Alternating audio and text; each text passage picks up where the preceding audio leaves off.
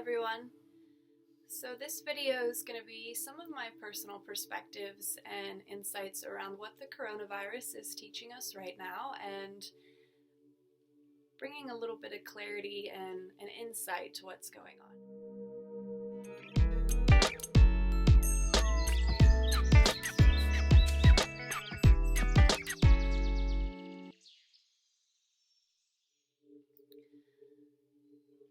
So one of the biggest things that this virus is teaching us is to hold space. To hold space in a new way than what we're accustomed to, what we're conditioned to. There is this whole universe inside of us and around us. There's this world that we've been creating and will continue to create.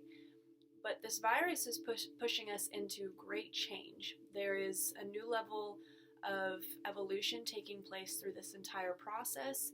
It's pushing us into vulnerable states.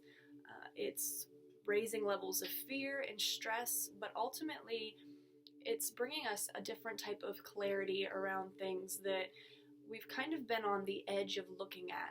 We've been on the cliff and the brink of seeing this other world, other possibilities, a knowing within us about the way that we should be living our lives, the way we should be cultivating our lives, creating the world around us. And it's forcing us into this major growth period. It's almost propelling us into a new place. So when it comes to holding space, it's holding space within your heart for yourself, for others, within your spirit, becoming aware of the next steps that you want to take and how you're creating. And so you'll find that right now we are all activists. We are all activists because we're actively staying at home to be safe, or there's the people that are out there actively pursuing things more on the front lines and getting really involved. There's a lot of pain and trauma associated with what's happening in the world today, and ultimately it's allowing us to learn what role we play in caring for ourselves, caring for our family, and for the collective, the greater scheme of things. So in this introspective time that you're going through, be aware of the emotions that arise with you. Be aware of the energy that comes up within your being that might be triggering old traumas, old pains. The collective as a whole, there's a lot of work that's been being done with our shadow sides or our dark sides, wanting to really live in what our purpose is, what we feel our calling is. And so when we think about what's happening with the coronavirus as a whole, it takes us much far past our own inner work, but to what's happening on the planet in the sense of this global sickness, not just from our internal turmoil and what we get caught up with in our everyday lives and the things from our past that hold us back, but forcing us to really look at those things so we're not taking life for granted. We're being present more for ourselves. It's allowing us to appreciate the time that we have, the little things in life, and getting back to this sense of self and oneness within and with family. Actually, like a lot of controversies coming up. I've even seen in churches and religions about, God protects us, our faith protects us, therefore we're not going to cancel church. But then I've seen things on social media about people in churches dogging on other religions and churches for closing, as if to say that they don't have enough faith.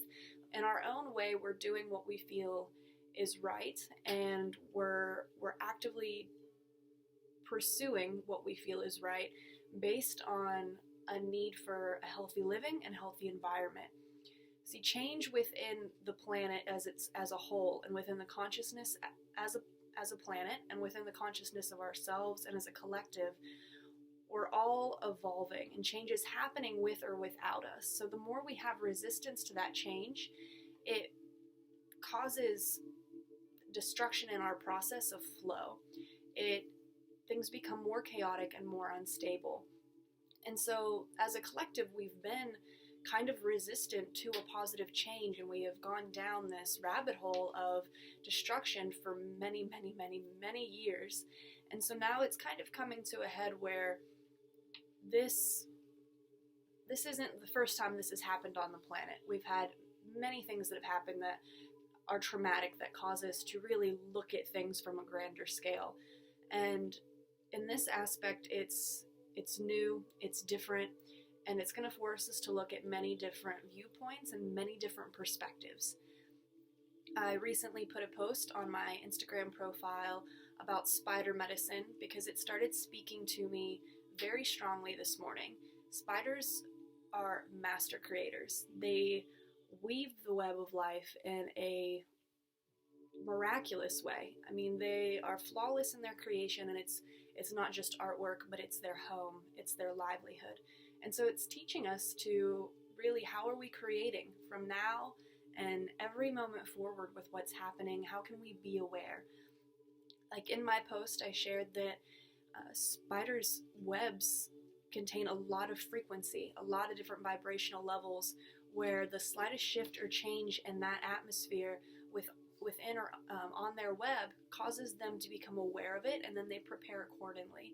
So this is getting in tune with your own web, the people connected to you, and how that grid work radiates out. You can see the oneness and the wholeness of consciousness and the collective as a whole, as a group, and how we are all greatly affected by that. So, in an inspiration point of tapping into something right now, I think spider medicine is very important. Holding space for yourself, being patient, being an activist in whatever way that it suits you, trusting that you're doing the right thing, not being so insensitive. There is a lot of memes, there's a lot of humor. We need humor for some type of emotional release to keep things lighthearted. But also gratitude, being grateful for what we have. By not taking certain things for granted, we begin to appreciate things in a new way that we may have just let fall by the wayside.